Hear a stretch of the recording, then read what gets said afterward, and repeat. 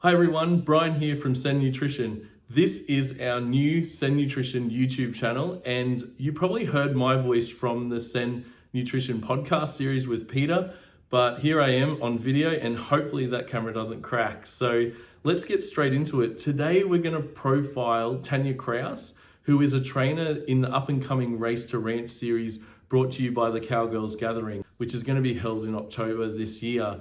And you can head along to their website. We'll have links in the profile notes. This series, it's a concept by the Cowgirls Gathering where 10 talented and up-and-coming horsewomen are given off-the-track thoroughbreds that have raced in the last 6 months to transform them in 100 days to perform a range of ranch horse challenges that will demonstrate the horse's trainability, willingness, athleticism, and versatility. Sen is so happy to partner up with 3 of the trainers in this series to help them tick that nutrition box, and then hopefully the horse can thrive in their new lifestyle as a ranch horse from the track. So this is a really exciting concept. Off the track thoroughbreds prove to have many challenges due to their history. We know that they've had that pressure from racing, and to come off a traditionally high sugar and starch feed onto a fiber fat based feed that's going to really improve their mental health, but also physically in their new training environment. Today, we're going to showcase Tanya Kraus, one of the trainers that we're working with, and give you a bit of background of her horse, Ginger Coops, and where he's come from. And then Tanya will provide a couple of updates so far, as they're about 2 weeks into the 100 days of the training for this event.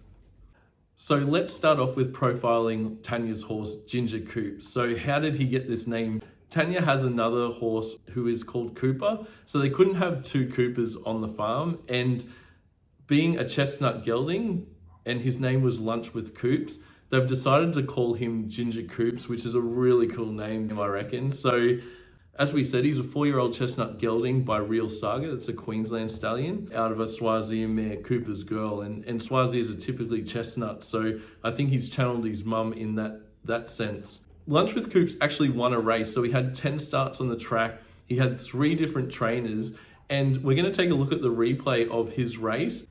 So as we see rounding the bend, you can see Lunch with Coops being squeezed by 2 horses here. And Les Tilley, the jockey, has got to keep him straight, but also ask him to get through that gap. And now he's clear. He actually really applies himself. He finds a line and runs down this runaway leader. And that's a really good win for a horse. And for a horse to even win one race is a really huge accomplishment, as Les gives that other jockey a bit of a spray. So he was retired after 10 starts, with this one being his only win. And he raced in April. So that's within the 6-month qualification for this Race to Ranch series. And now Tanya has 100 days to transform him into this ranch horse and to get through these ranch activities that will be set out.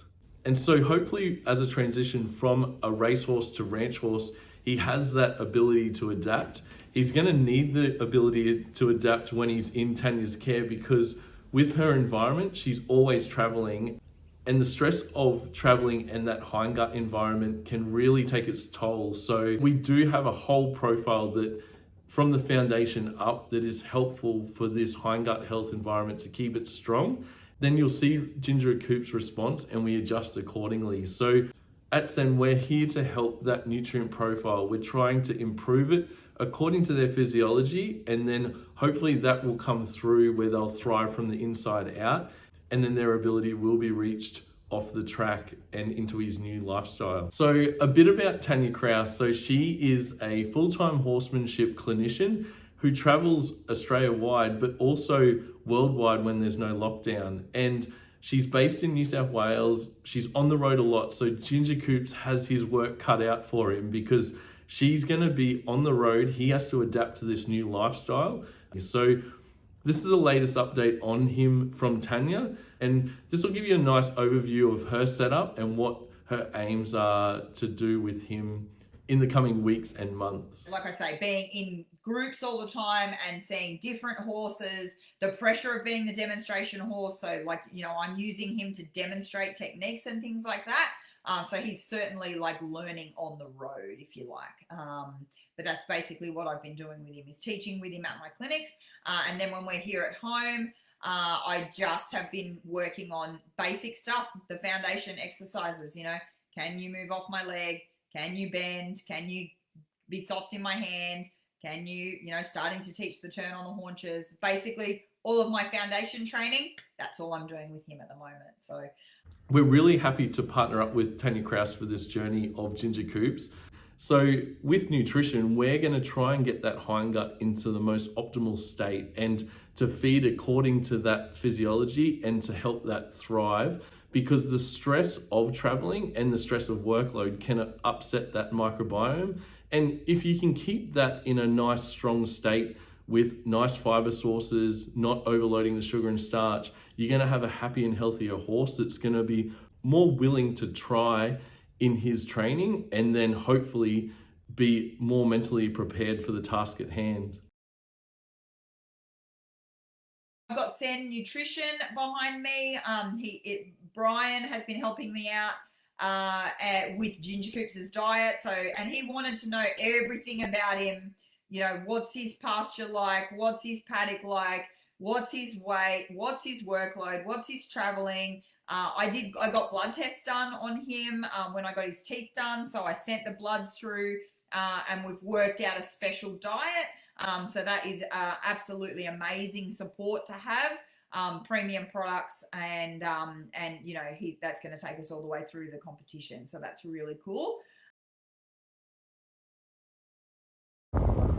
So here we have the Sen CF50 grain-free vitamin mineral pellet that Ginger Coops will be using, and it's going to simplify Tanya's life on the road with supplying him with the correct vitamin minerals for his roughage and pasture state. So it's a grain-free pellet, high in fiber, has also digestive support.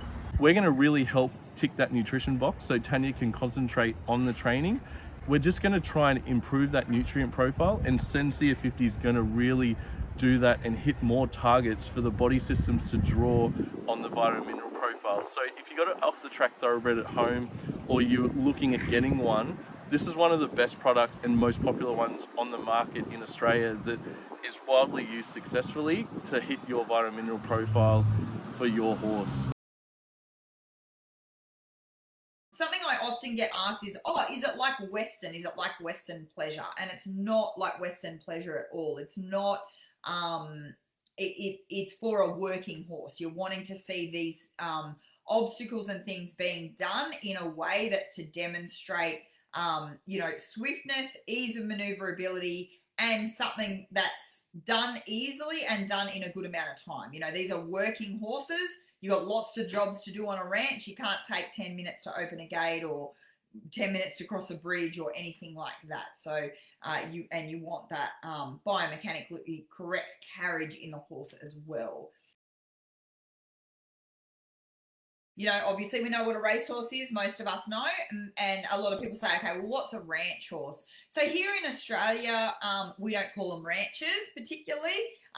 Some people do, but most of us would refer to what we're talking about as a station. So a working, cattle station or agricultural, rural station that is using horses for their day-to-day management, I guess. So when you're talking about a ranch horse, you're talking about a horse that, can be willingly guided, that can navigate things like, opening gates and crossing over bridges or going over logs if you're going, through varying terrain, and basically navigate things that you point them at. There's parameters in terms of cow working and then roping and things like that. So that's what the ranch horse event is about. It's basically a demonstration of a horse that would be useful and functional on a ranch. So a horse that can, work all day and has that maneuverability and that versatility. I'd like to also thank Tanya Kraus for the opportunity to work with her. She's a well-respected horsewoman in the industry, and The conversations we've had on the phone have been amazing. She really cares about the horse. The horse really does come first with their response to training and nutrition. She's absolutely on the same page with us. We're trying to go the natural way, and you can drive pathways in the body to help the horse cope with different stresses that they're going to be exposed to in their training. And I think it's a great partnership going forwards. Thanks so much for watching, guys, and don't be too harsh on us. This will be our first video for the series, and we will keep you up to date on our 3 trainers. We'll profile Brittany and Amy in the coming week or so. And we have these new Sen hats in our office, and I'm really happy to give away a couple. If you'd like to like and subscribe and leave a comment below, we really appreciate the support. We've been around now for a while in the industry, and the impact that people say that our products have on their horses' lives and also the owner's life. We're trying to make things more simple and effective, and we're trying to drive that health from the inside out with the natural pathways that the horse possesses. So thanks so much. We will have another video to you very soon. Cheers.